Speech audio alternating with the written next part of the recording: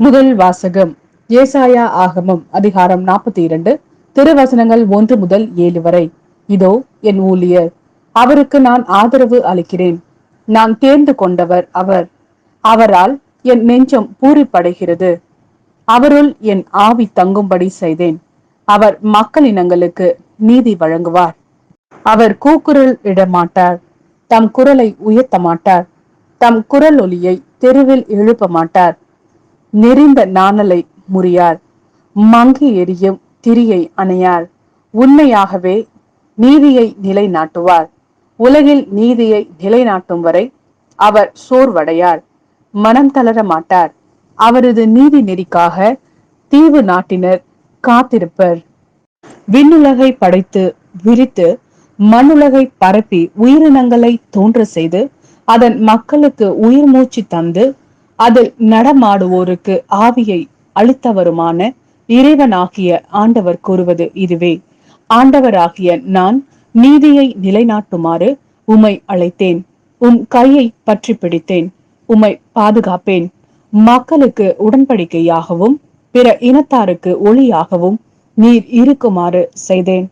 பார்வை இழந்தோரின் கண்களை திறக்கவும், கைதிகளின் தலைகளை அறுக்கவும், இருளில் இருப்போரை சிறையினின்று மீட்கவும் உம்மை அழைத்தேன்.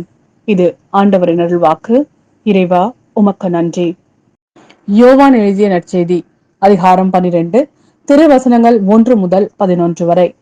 பாஸ்கா விழாவுக்கு 6 நாளுக்கு முன்பு இயேசு பெத்தானியாவுக்கு சென்றார்.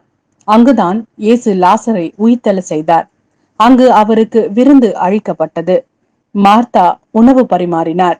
இயேசுவோடு பந்தியில் அமர்ந்திருந்தவர்களுடன் லாசரும் இருந்தார்.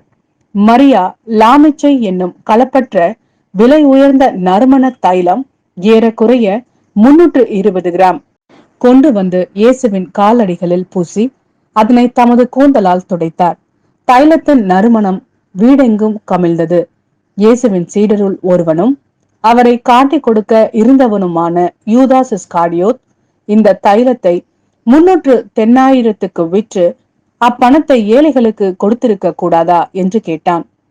ஏழைகள் பால் கொண்டிருந்த அக்கறையினால் அல்ல, மாறாக அவன் ஒரு திருடனாய் இருந்ததால் தான் இப்படி கேட்டான். பணப்பை அவனிடம் இருந்தது. அதில் போடப்பட்ட பணத்திலிருந்து அவன் எடுத்துக் கொள்வதுண்டு. அப்போது இயேசு, மரியாவை தடுக்காதீர்கள். என் அடக்க நாளை முன்னிட்டு அவர் இதை செய்யட்டும். ஏழைகள் உங்களோடு என்றும் இருக்கிறார்கள், ஆனால் நான் உங்களோடு என்றும் இருக்க போவதில்லை என்றார். இயேசு அங்கு இருப்பதை அறிந்து யூதர்கள் பெரும் திரளாய் வந்தார்கள். அவர்கள் இயேசுவை முன்னிட்டு மட்டுமல்ல, அவர் உயிர்த்தெழ செய்திருந்த லாசரை காண்பதற்காகவும் வந்தார்கள்.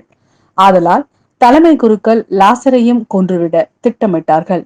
ஏனெனில் லாசரின் காரணமாக யூதர்களிடமிருந்து பலர் விலகி இயேசுவிடம் நம்பிக்கை கொண்டனர்.